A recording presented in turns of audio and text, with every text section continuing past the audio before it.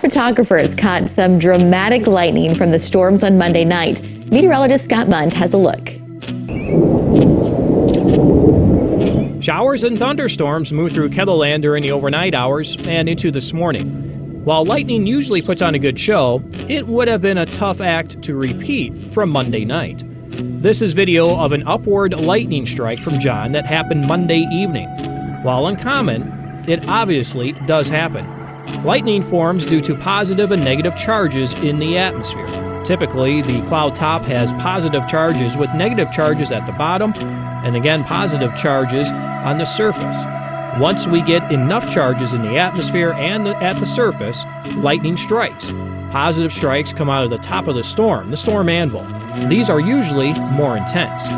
But research has shown the upward lightning usually occurs in nearby positive cloud-to-ground lightning strikes.